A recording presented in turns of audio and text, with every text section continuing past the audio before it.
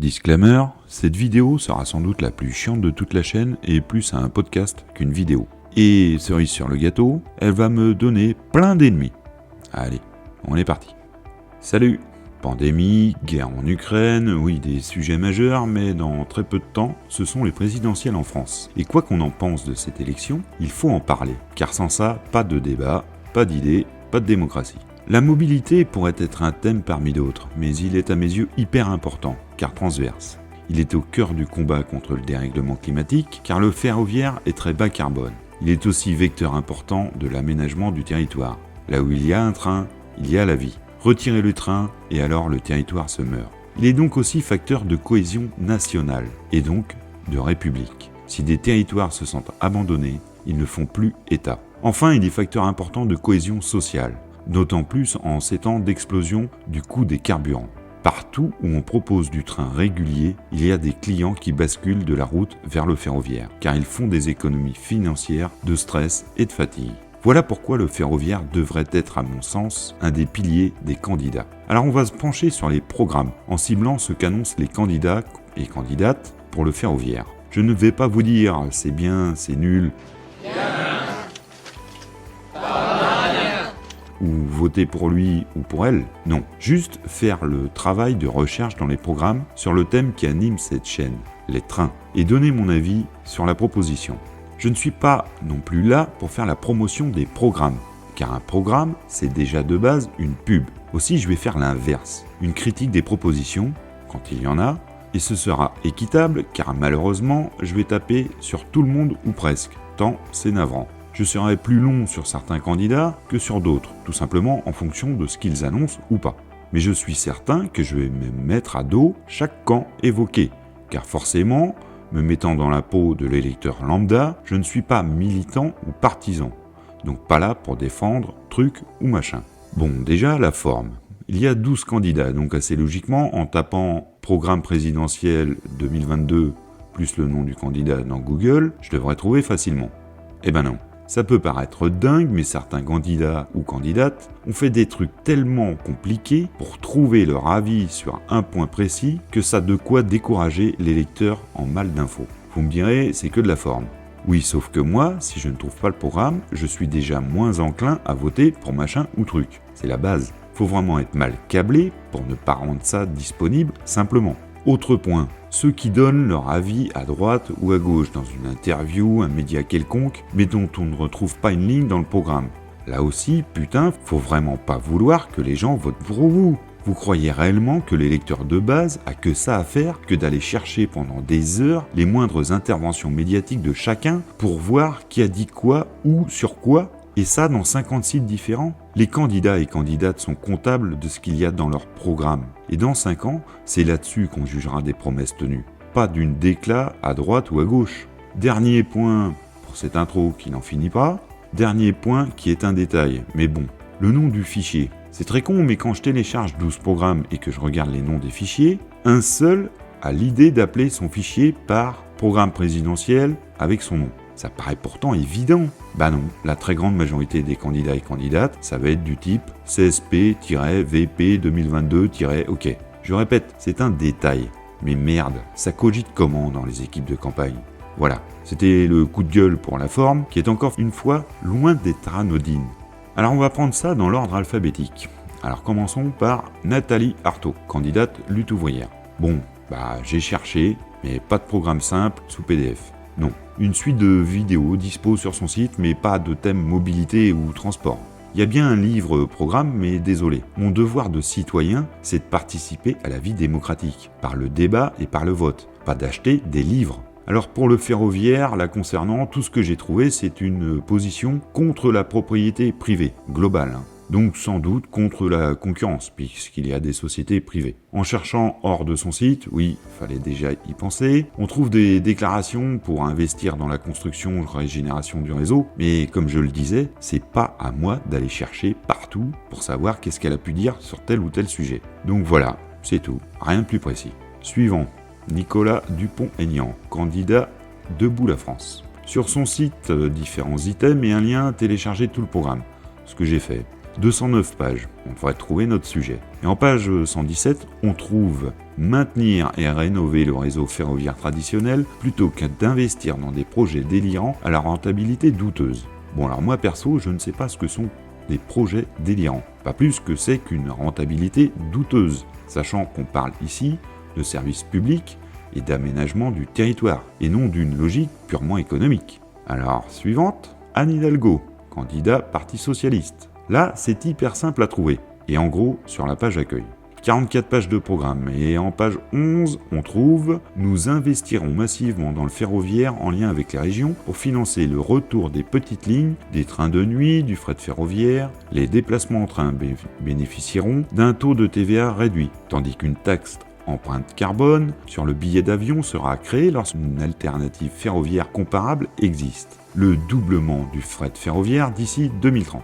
Voilà, donc c'est un peu plus détaillé que les deux candidats précédents. Je ne dis pas que c'est bien ou que c'est pas bien, mais au moins c'est un peu plus détaillé. Bon, par contre, investir massivement, c'est beau, mais massivement, ça veut dire quoi? Car le ferroviaire est quelque chose qui conceptuellement coûte cher, rien qu'en termes d'infrastructure. Une TVA réduite. La TVA sur les billets de train est actuellement de 10%. Aussi, la baisse proposée sera à combien? 5,5, comme ça avait été proposé par la Convention citoyenne, votée par le Sénat en 2021 et retoquée par le gouvernement actuel? On ne sait pas.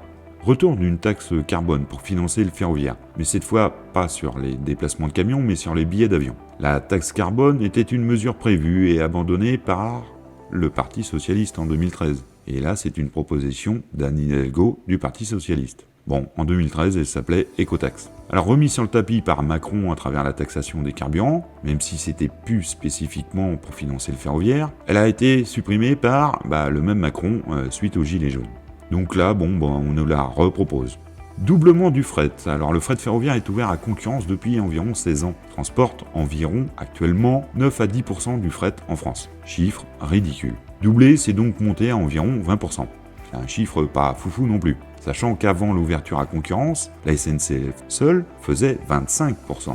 Pour arriver là dans un marché non subventionné, c'est mort d'avance. Aussi, il faudra une vraie volonté politique, et donc des financements, ou un rééquilibrage face à la route. Le coût des carburants participe à ça. Candidat suivant, Yannick Jadot, candidat écologiste. Programme dispo sur le site, soit détaillé par thème, soit en synthèse multithème. Beaucoup de choses avancées sur le domaine ferroviaire. Dans le pavé mode de déplacement qui respecte le climat, on trouve le ticket Liberté Climat, ouvert aux 16-25 ans, qui donnerait un accès illimité à l'ensemble des trains. Il concernerait les lycéens, étudiants, personnes en recherche d'emploi. Donc ce ticket serait disponible au prix de 100 € par mois en tarif plein ou 50 € par mois en fonction de critères sociaux.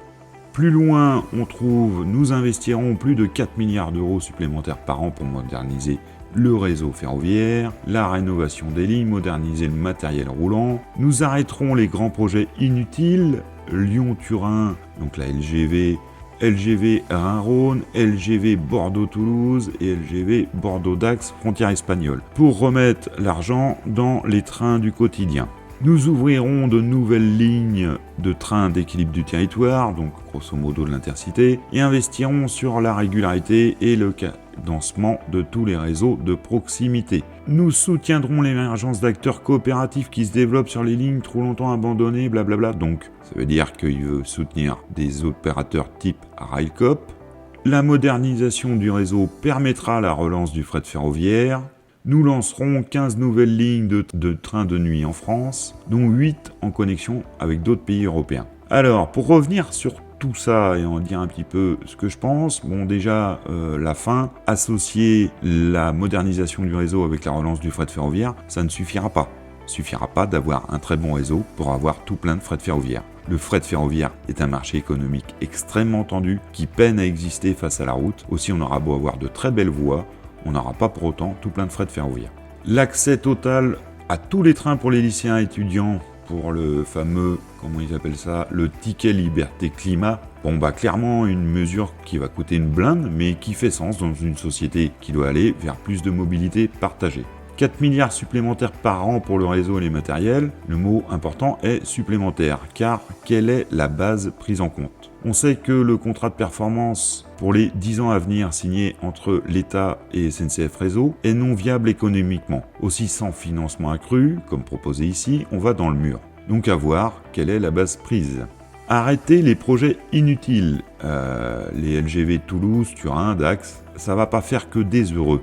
On sait que SNCF Réseau n'était pas super chaud pour les LGV supplémentaires, notamment la LGV Toulouse, car la rentabilité s'annonce tendue. Cependant, le rôle du train est aussi l'aménagement du territoire, et il paraît dingue que Toulouse soit actuellement à plus de 4 heures en train de Paris, alors que c'est la 4e ville de France. Pour ce qui est de la LGV Turin, Lyon-Turin et la LGV Dax, là c'est plus complexe. Si le chantier me semble un peu trop avancé pour stopper Turin, et en fait Turin c'est surtout une LGV fret, donc dire qu'on veut faire plus de fret tout en stoppant la LGV Turin, ça me paraît un peu étrange. La stopper maintenant, ça me paraît un peu tardif. Par contre évidemment pour Dax, là on est en droit de se poser des questions. Pour le reste, on retrouve les mêmes propositions que le Parti Socialiste, avec cependant un accent sur les trains de nuit, avec 15 lignes supplémentaires, dont 8 vers l'international. Faut pas oublier que le train de nuit est fait pour dormir. Aussi, il a de sens que sur les distances longues. Et en cela, aller vers des lignes ouvertes à l'international, ça fait sens. Voilà pour le candidat écologiste. Maintenant, passons à Jean Lassalle, candidat Résistons. Alors un lien vers le programme complet en page d'accueil du site du candidat, programme de 12 pages, ça se lit très vite parce que sur le ferroviaire, il n'y a rien. Sur la mobilité, il n'y a rien. Alors pour un candidat qui se veut proche des campagnes, je trouve un peu étrange le fait de snober le thème de la mobilité, car en campagne, sans train, c'est voiture à gogo et budget transport qui explose. Et non, je n'irai pas chercher s'il y a des déclarations sur Facebook ou je ne sais où. Quand on affiche un programme, on met ce qu'on veut dedans, car c'est là que l'électeur va chercher. Si on ne met pas, c'est qu'on estime que ce n'est pas un thème important. Candidate suivante, Marine Le Pen, candidate Rassemblement National. Lien vers le programme complet en page accueil du site de la candidate, un programme de 19 pages. Ah là, même tarif, nada, pas un mot sur le ferroviaire ou la mobilité, en dehors de la voiture. Le seul point est la gratuité des transports, donc transport, on suppose également le train, aux heures creuses pour les 18-25 ans. Là, faudra revoir les heures de cours des étudiants. Il n'y a qu'en heure creuse qu'ils ne paieront pas. Ça veut dire que l'étudiant qui va faire sa journée va payer le train. Quand il sera en cours, il sera content de savoir qu'il pourrait prendre le train gratuitement, mais sauf qu'il est en cours. Et quand il voudra rentrer chez lui, il paiera le train. Une belle mesure ça. Là encore, ce n'est pas l'électeur d'aller à la pêche hors programme pour savoir si au détour d'une conversation, un point a été abordé. Ce n'est pas dans le programme, c'est donc que ce n'est pas jugé important. Candidat suivant. Emmanuel Macron, candidat En Marche. Lien vers le programme complet sur la page accueil du site du candidat. Programme de 13 pages. Seule évocation du sujet ferroviaire. Poursuivre et amplifier les investissements. Avec ça, nous voilà bien. Variante, ça ou rien, c'est du kiff-kiff. Donc là encore, la mobilité n'est pas jugée importante. Jean-Luc Mélenchon, candidat France Insoumise. Plusieurs liens disposent sur la page accueil du site. Soit complet, soit par thème, soit par question. Perso, j'ai pris le fichier dédié aux mobilités. Juste ce fichier fait déjà 20 pages. Et là, on est parti pour une longue liste de propositions. TER gratuit pour les moins de 25 ans, chômeurs et faibles revenus. Grand plan de régénération du réseau ferré existant. Un guichet avec vendeurs réels dans chaque gare. Des personnels d'accueil, là aussi, dans chaque gare. Un personnel commercial dans chaque train. Emplacement vélo dans tous les trains et gratuit. TGV et Intercité compris. Interdiction de toute fermeture de ligne. Revenir à une situation où chaque préfecture et sous-préfecture soit desservie par le ferroviaire. Augmentation de la fréquence des trains. Réouverture des gares de triage et le retour du wagon isolé. Lancement d'un grand plan pour le ferroroutage et le développement du transport combiné rail-route. Et le subventionnement de ce service autant qu'il sera nécessaire avec l'objectif de bannir la traversée du territoire français aux camions de transit, en particulier entre l'Espagne et le nord de l'Europe. Création ou remise en état d'installation terminale embranchée, les ITE, arrêt du projet Charles de Gaulle Express, moratoire sur la LGV Turin, réhabilitation du POLT, accélération contournement ferroviaire de Lyon, audit sur la LGV Toulouse et la LGV Dax, réunification de la SNCF, fin de concurrence ferroviaire fret et voyageurs, retour du statut pour tous les cheminots, fin de la sous-traitance, Bah voilà. Bon là, vous allez me dire que je ne suis jamais content, mais vous avez vu la liste, c'est presque trop. Pour résumer, c'est un retour au ferroviaire des années 80-90. Je vois mal comment faire ça, même en 5 ans. Que ce soit financièrement, humainement ou légalement, car oui, il faudrait des moyens économiques dingues, des embauches massives et casser certains engagements européens. Alors non, je ne vais pas détailler chaque mesure, car on ne pourra de toute façon pas toutes les faire, malheureusement. D'autant que certaines propositions ne relèvent tout simplement pas du pouvoir de l'État. La fréquence de vos TER ou franciliens, leur accompagnement par un contrôleur, ce n'est pas l'État qui en décide, mais la région politique. Alors positivons, malgré tout, au moins il y a des propositions, même s'il y en a trop. Candidate suivante, Valérie Pécresse, candidate Les Républicains. Et en bas de page vers le programme complet, 16 pages de programme. En page 14, je trouve, programme de modernisation de rénovation du ferroviaire, ligne TGV et ligne régionale. Et c'est tout. Ok, donc en fait c'est le même combat que Macron, le minimum syndical, pour dire j'en parle. Comment commenter du rien? Bah en disant rien. Allez, next. Philippe Poutou, candidat nouveau parti anticapitaliste. Là, pour trouver le programme, c'est un peu comme pour Florence Artaud. Faut chercher et c'est fragmenté. On trouve une brochure programme de 32 pages. En page 9, il y a priorité au fret fluvial et ferroviaire. Et voilà tout. Vous voyez ce que je viens de dire pour Pécresse, qui venait également en écho de ce que j'avais dit pour Macron. Bah pour Poutou, c'est pareil, car il ne fait pas mieux au sujet des mobilités, c'est-à-dire presque rien. Fabien Roussel, candidat communiste. Lien direct vers le programme en première page du site, programme de 67 pages. Les propositions en lien avec le ferroviaire sont un peu partout dans le programme. Donc, voici celles que j'ai listées. Alors, la gratuité des TER pour les moins de 25 ans, encourager l'articulation entre le fret ferroviaire, fret maritime, fret fluvial pour les marchandises, plan de reconquête industrielle du secteur ferroviaire, adossé à un schéma national de desserte des marchandises par le rail, garantissant une présence sur l'ensemble du territoire. Réappropriation publique et sociale de la SNCF, réouverture de petites lignes SNCF, refonte de la tarification sociale des transports sur les lignes nationales et régionales, mise en concurrence des transports publics en Île-de-France abandonnée. Alors là, c'est un petit peu flou comme mesure. En dehors de la gratuité des TER pour les moins de 25 ans, le reste, ma foi, c'est très conceptuel. La reconquête industrielle du secteur ferroviaire, ça veut tout et rien dire. Donc il faudrait plus de précision pour être à même de juger des propositions. Bon, on sent malgré tout qu'il y a une volonté d'afficher des positions concernant le ferroviaire. Éric Zemmour, candidat à Reconquête, lien vers le programme complet en première page, programme de 73 pages. 2 mesures proposées sur le ferroviaire, une en page 32, soutenir le déploiement de la filière hydrogène dans l'industrie et le transport lourd, entre parenthèses, ferroviaire, transport maritime et aérien. Deuxième proposition en page 55, refaire des lignes de train de proximité la priorité budgétaire de la SNCF en identifiant les lignes à moderniser et en soutenant les politiques de désenclavement par le train. Et c'est tout. Alors, refaire des lignes de train de proximité la priorité budgétaire de la SNCF, je rappelle encore une fois que les lignes de train de proximité, ce sont en France les TER, et les TER sont pilotés par les régions, pas par la SNCF ou par l'État. Donc on pourra refaire ce qu'on veut, ce n'est pas du champ de compétences de l'État, donc encore moins du président. Et c'est à peu près tout. Donc oui, malheureusement, c'est à peu près le même combat que Macron, Pécresse et d'autres. Et les autres candidats, bah on a fait le tour. Alors qu'en retenir ?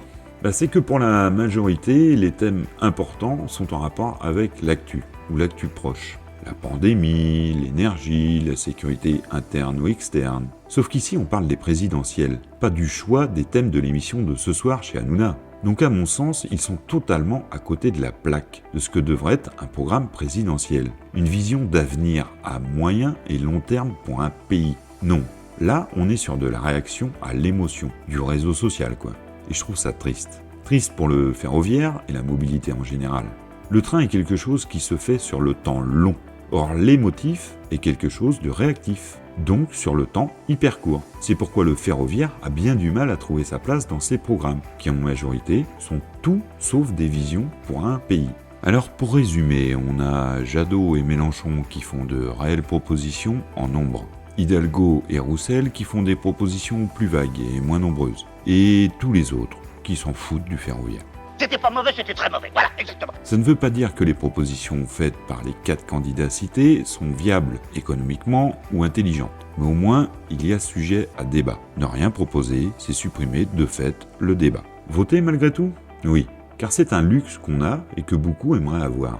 Seulement après, la question se pose, voter pour qui ? C'est à chacun de voir et de ne surtout pas tirer de conclusion de cette vidéo, car moi-même, je ne me baserai pas mon vote que sur la mobilité.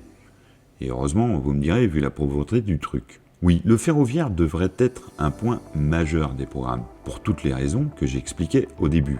Raisons sociales, économiques, sociétales, climatiques. Et ce sera à chacun d'en faire ou pas un prisme dans le choix du bulletin à déposer dans l'urne.